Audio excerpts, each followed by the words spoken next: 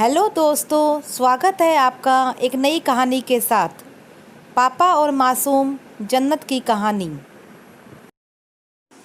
एक पापा अपनी 5 वर्ष की बेटी जन्नत से बहुत प्यार करते हैं। ऑफिस से लौटते समय वह रोज उसके लिए तरह तरह के खिलौने और खाने पीने की चीज़ें लाते थे। जन्नत भी अपने पापा से बहुत प्यार करती थी और हमेशा अपनी प्यारी और तोतली आवाज़ में पापा पापा कहकर बुलाती रहती थी। दिन बहुत अच्छे बीत रहे थे कि अचानक एक दिन जन्नत को बहुत तेज बुखार हो गया। सब लोग घबरा गए। वे दौड़े भागे डॉक्टर के पास गए, पर वहाँ ले जाते समय रास्ते में ही जन्नत की मृत्यु हो गई।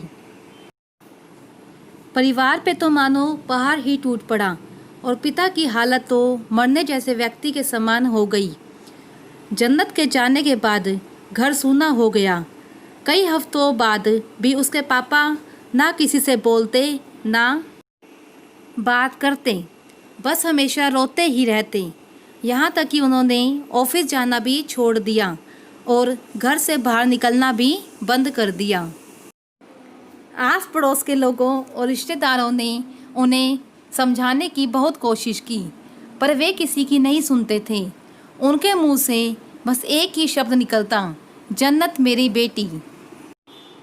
एक दिन ऐसे ही जन्नत के बारे में सोचते सोचते उनकी आँख लग गई और उन्हें एक सपना आया। उन्होंने देखा कि स्वर्ग में हजारों बच्चियाँ परी बनकर घूम रही हैं। सभी सफ़ेद कपड़े पहने हुई हैं और हाथ में मोमबत्ती लेकर चल रही हैं। तभी उन्हें अपनी बेटी जन्नत भी दिखाई देती है।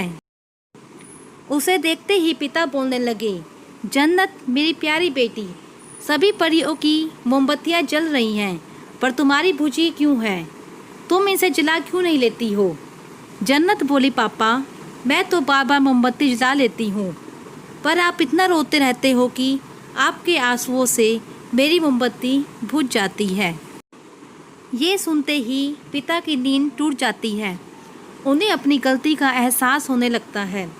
वे समझ जाते हैं कि उनके इस तरह दुखी रहने से उनकी बेटी भी खुश नहीं रहती और वह फिर से सामान्य जीवन की तरफ आगे बढ़ने लगते हैं।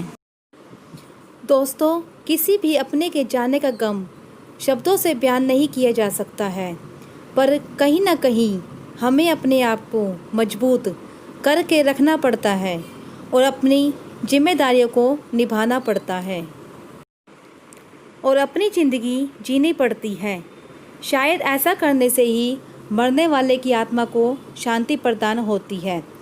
इसमें कोई शक नहीं कि जो प्यार करते हैं वे हमेशा खुशी देखना चाहते हैं, अपने जाने के बाद भी। दिल को छू जाने वाली कहानी अगर आपको अच्छी लगी हो तो प्लीज़ इसे लाइक करें, शेयर करें और सब्सक्राइब करें मेरे चैनल को।